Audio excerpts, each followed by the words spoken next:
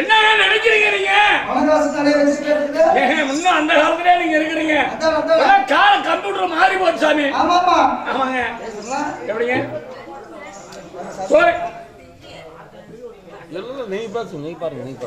பாருங்க. இன்னும் அக்ககேரு பாவகேரு அண்ணா தம்புள்ளு சின்னியா பெரிய அத்தாரிக்கு சின்னாடு மொக்கியானு சாமி. மொக்கியானு மொக்கியானு நானும் முக்கியம். நான் சொல்றது ஒரு விதமா இருக்கு, நீங்க சொல்றது ஒரு விதமா இருக்கு. நீ சொல்றது முக்கியம். அது எங்க தெலுங்குல எங்க பாசைங்க. அது அப்படின்னா அதாவது முக்கியம்னா கும்பிடுறேன்னு அர்த்தங்க. எல்லாத்துக்கும் வணக்கம் சொல்றேன். ஆமாங்க. எப்படின்னா அதாவது சித்தப்பா பெரியப்பா அக்கா மாமா மச்சான் சின்னப்பா பெரிய எல்லாரும் வந்திருப்பாங்க. அவங்களால எங்க இனத்துக்கெல்லாம் ஒரு கும்பிடுங்க. அது எல்லாத்துக்கும் ஒரு வணக்கம் வைக்கிறேன். ஆமாங்க. பரவாயில்ல. ஆமாங்க. சின்ன சாமி இருந்தாலும் எனக்கு ஒரு சந்தேகம். என்னங்க சந்தேகம்? சின்ன ஆமா. மாதாரினா வரலாறுனா யாருக்கும் தெரியாதுங்க. ஏன் எப்படி வந்தது? அதாவது எப்படி பிறந்த? இந்த சின்னனாகப்பட்டவன் அதாவது தொட்டா தீட்டி நிழல் பட்டா தோஷங்களாங்க. ஆமா. எப்படி என்ன காரணம் அப்படின்னு கேட்க ஜாதி வரலாறு என்ன? எப்படி பிறந்த? எல்லாத்துக்கும் தெரியுற மாதிரி சொன்னேன். கேக்குறீங்க? ஆமா. சொல்லுங்க.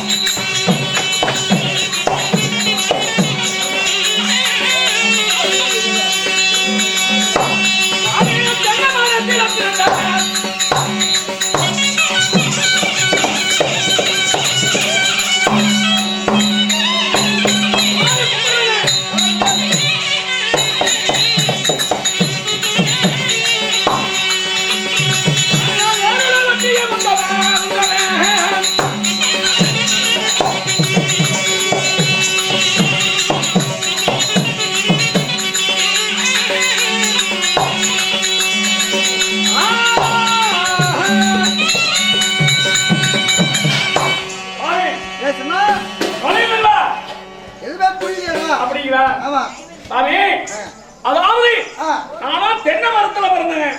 தென்னை மரத்துல? ஆமாங்க. எப்படின்னு கேக்குறீங்க? என்னடா சின்ன கதை விடுற அப்பா அம்மா உதயம் பிறப்பாங்க. நீ ஏன்னா தென்னை மரத்துல பிறந்தேன்னு கேக்குற? அப்பா அம்மா குழந்தை பிறக்கும். ஆனா நீ தென்னை மரத்துல பிறந்திருக்குன்னு சொல்றீங்க. என்ன காரணம் கேக்குறீங்க? சாமி பாருங்க. ஒன்னாகப்பட்ட சிவபெருமானாகப்பட்டவர் பார்த்தாருங்க. உலகம் படியெடுக்கிறவர் எரும கடை ஞான முதல் 84 100 ஜீவ வேதங்களுக்கு படியெடுக்கூடியவர் பரம கடவுள் அல்லவா? அவர் பாருங்க ஒரு நாள் ஒரு தினத்துல படியெழுந்து கொண்டு சிவனும் சத்தியம் வரும்பொழுதுங்க படியெழுந்து கொண்டு வந்தாங்க. அப்போது வேளாண் வெயில் சித்திரை மாசம் வீருங்க. வெயில்ல நடந்து வரும்போது உமா பார்வதி கேட்டாங்க, சுவாமி நீங்க உலகத்துல எத்தனையோ பிறப்புகள்லாம் படித்தீங்க. ஆனா இப்படி வேளாண் வெயில நம்ம நடந்து போறோமே, கால்லாம் பொடி சுடுது, முள்ளு ஏறுது, இதுக்காக ஒரு பிறப்பு படிக்கூடாதா? இது மெதியாடி தைக்கிறதுக்கு ஒரு மனிதனை படிக்க கூடாதா அப்படின்னு சொல்லி உமா பார்வதி கேட்டாங்க. அப்போது பார்த்தாருங்க சிவபெருமானாகப்பட்டவர், ஏதாவது நம்ம படித்த படிப்புல தவறாகி போய்விட்டதா அப்படின்னு சொல்லி உடனடியாக என்ன செய்தாருங்க, நெத்தி வேர்வை வீசி எடுத்து வீசினாங்க. தென்னவரை பட்டார் என்று வீசினாங்க. அப்படி வீசுறாங்க. தென்னை மரத்துல இருந்து பட்டார் என்று நான் பிறந்தேன். சின்னவனாக நான் பிறந்தேங்க. கடைசியாக எல்லா பிறப்புக்கு பின்னாடி நான் எனக்கு சின்னவா என்று ஒரு பேர் வைத்தாருங்க. சிவபெருமானுங்க.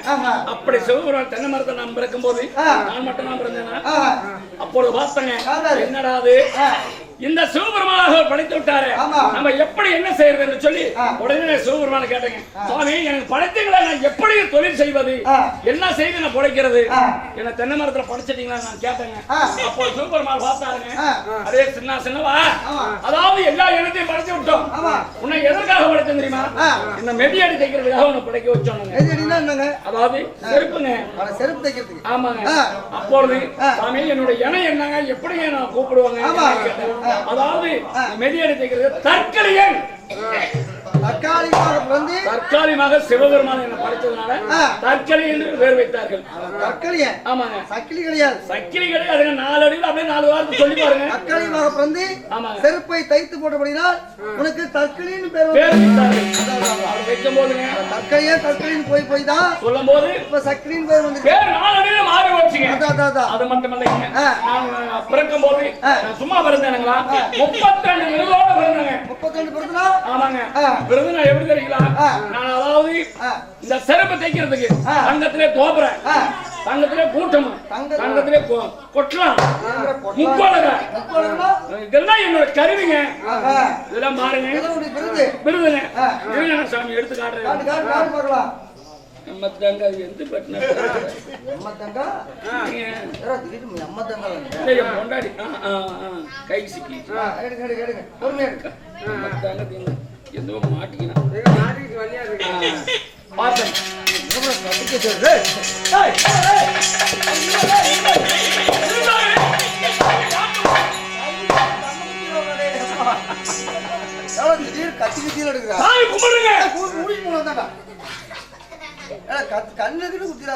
என்ன நினைக்கிறீங்க? நீங்க படிச்சிருப்பீங்க, பேனா புடிச்சிட்டு கையில எழுதுவீங்க. ஆமா, நான் படிக்காத ஆளுங்க. அதனால 32 விருதோட என்ன சிவபெருமான் படைத்தான்னு சொன்ன பாத்தீங்களா? இதெல்லாம் பாருங்க, இந்த கருவிங்க. கத்தி. ஆமாங்க. அப்பா இத பாருங்க. அந்த காலத்து கத்தி பாருங்க. இது உண்மையிலே சொன்னாங்க முப்பாட்ட கத்திங்க. முப்பாட்ட கத்தி. தாத்தா, அதுக்கு முன்னாடி எங்க அப்பா, இப்ப 3வது தலைமுறை அந்த கத்தி விளங்குது. சாமியா? சாமி. அதான் இது என்ன தெரியுங்களா? இது என்னடா? இதாங்க முக்கோலகம். அதே முக்கோலகம். அதாங்க கொழுப்பு பசைங்க. கொழுப்பு பசையா? ஆமாங்க. உளியில ஒரு குத்து குத்துறதுங்க. மூளை எடுத்து செருப்பு ஒரு தைக்கிறதுங்க. அப்புறம் அதுல ஒரு குத்து குத்துறதுங்க. அது முக்கோலங்க. அது மூந்து பாருங்க, நல்லா இருக்கும். என்னடா இந்த ராத்திரி இல்லையாப்பா? என்னடா அப்படி சொல்றீங்க? இது புதுசா இருக்குனால அப்படிதான் இருக்கு. இப்ப எல்லாம் புடிச்சு போட்டியாப்பா? பாருங்க, இந்த 32 விருதோட பிறந்த நான் சொன்னேன் இல்லைங்களா? பாருங்க, தோபரை, கத்தி, ஆர, கூட்டம், முக்கோலகம், இது எல்லாமே தங்கத்திலேங்க. ஆமாங்க. பட்டு வேட்டுதான், பட்டு துண்டுதான், ஒண்ணும் சொல்லிக்க முடியாதுங்க. உலகத்திலே முதல் பணக்காரன் வந்தாங்க. முதல் பணக்காரங்க.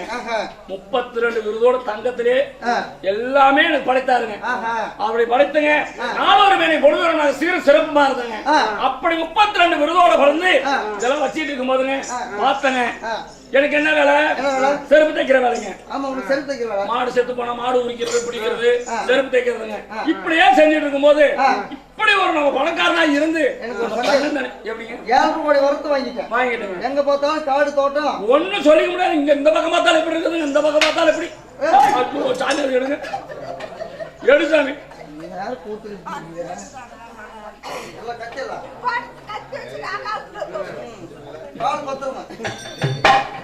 சாமி, நான் எப்பவுமே கல்லு சாரே போதையில் இருப்பேங்க. தடுமாறுங்க.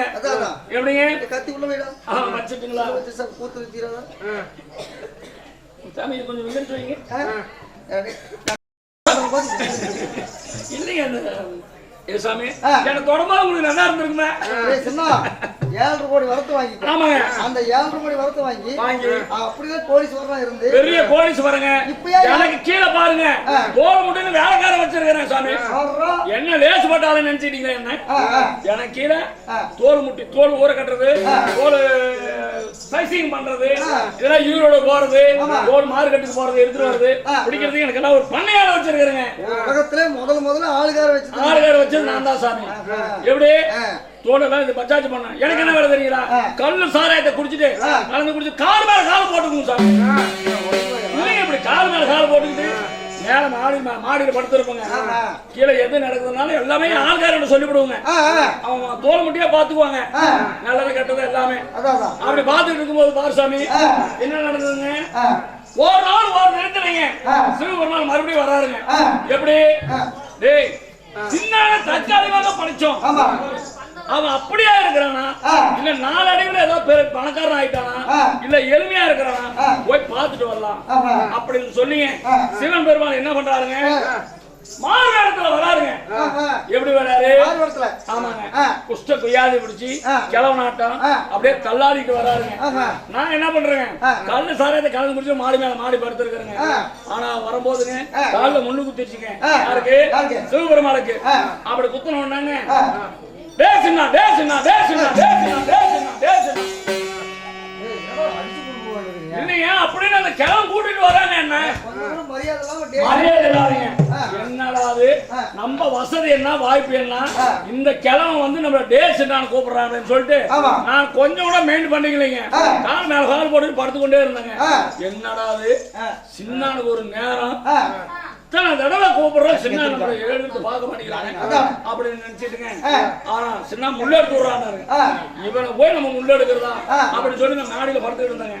என் கோல்முட்டி இருந்தா பாருங்க பண்ணையாரு அவன் என்ன செஞ்சாங்க, சாமி இங்க வாங்க ஐயா வாங்க பெருவீர சொல்லி காலு பெருவீரல தூக்கி மேல வச்சுங்க முள்ளு எடுத்து விட்டாங்க. யாரு? அந்த தோல் முட்டிங்க என் பண்ணையாருங்க.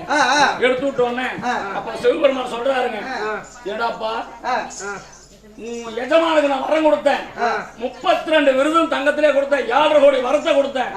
7.5 கோடி வரத்தை கொடுத்து கொஞ்சம் கூட சிவன் என்று மதிக்காம பிடிக்கி காடு மேல கால் போட்டு படுத்திருக்கிறாங்க. என்னடா ஒரு ஞானங்கிற கருவம்.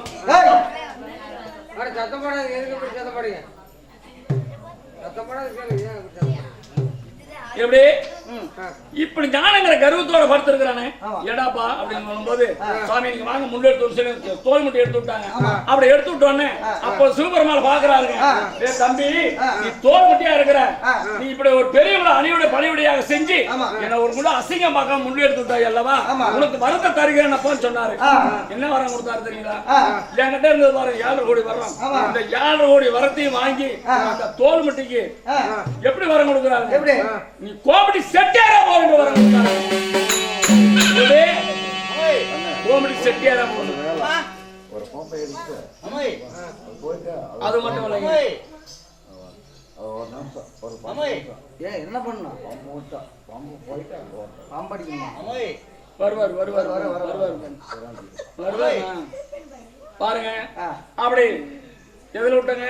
அதேதான் இல்லைங்க, நான் போதையில் இருப்பேன் தெரியாதுங்க. அதான் சிக்கல் ஆகுதான். கொடுத்துட்டாங்க. எப்படி கொடுக்குறாருங்க? எத்தெருவு இருந்தாலும் சரி நீ நடுத்தருவுல கோபி செட்டியாரா போயிட்டு வர கொடுத்தாரு. யாருக்கு? அந்த தோல் முட்டி இருக்கிறவனுக்கு பண்ணையாளுக்குங்க. தெருவுல இருந்தாலும் நடுத்தெருவுல இரு, நீ கோம்பி செட்டியாரா இரு அப்படின்னு யார் ஒருவராக இருந்தாலும் சரி வந்தால் உன்னிடத்துல வியாபாரம் செய்யற மாதிரி தான் நீ இருக்கணும், நடுத்தெருவுல தான் இருக்கணும்னு சொல்லி மரத்தை கொடுத்துட்டாருங்க. சரி என் மரத்தெல்லாம் வாங்கி அங்க கொடுத்துட்டாருங்க. நான் பார்த்து கொண்டு இருந்தேங்க. அப்போ சின்னாளுக்கு எனக்கு என்ன வரம் தராருங்க சிவபெருமானு, ஏ சின்னா நீ எப்ப அந்த 7.5 கோடி வரத்தை வச்சுட்டு சிவனே மதிக்காம நீ இருந்தியோ அதனால உனக்கு எப்படி வரந்தீங்களா? நீ எத்தருவுல இருந்தாலும் சரி ஊருக்கு ஒதுக்குப்புறமா தான் இருக்கணும், புறாசாபத்தைன்னு சொல்லி எனக்கு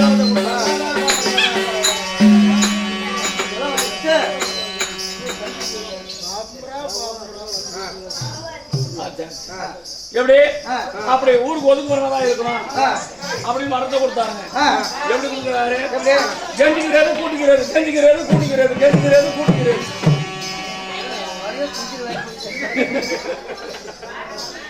இல்ல சாமி சோத்துக்கு இருந்தா குழம்புக்கு இருக்காது, குழம்புக்கு இருந்தா சோத்துக்கு இருக்காது, உப்பு இருந்தா மிளகா இருக்காது.